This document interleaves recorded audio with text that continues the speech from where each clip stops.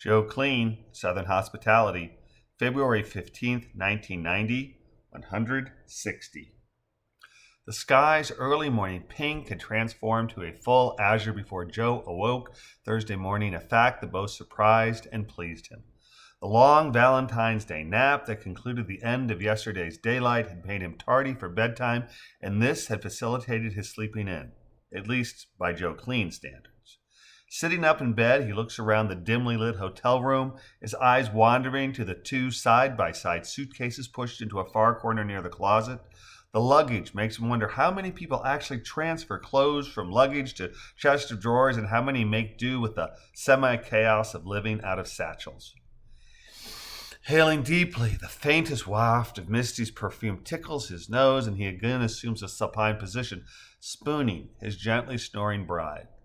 Placing his hand beneath her tank-top nightshirt and between her breasts, he feels the slow, easy, lub-dub four-chamber rhythm of her heart.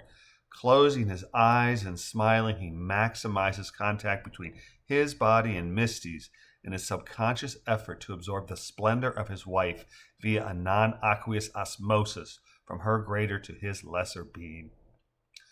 Pulling his left hand away from her, kissing it, and then again reaching beneath the sheets, he places the kiss on Misty's hip, gently squeezing the bounty of her curve before placing a pillow over her head.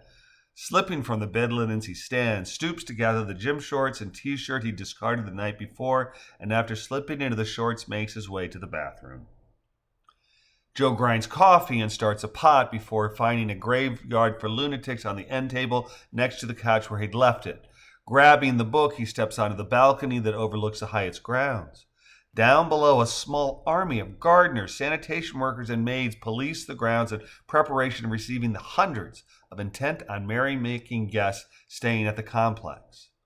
A handful of guests wander, leisurely jog or run. A few of the early risers make eye contact with the local legions and smile as they exchange morning salutations, while most ignore the Kittians, whose employment is contingent upon pampering the wealthy and privileged, whose visits seem manifest to both the survival and subservience of the island inhabitants, fortunate to be Hyatt employees.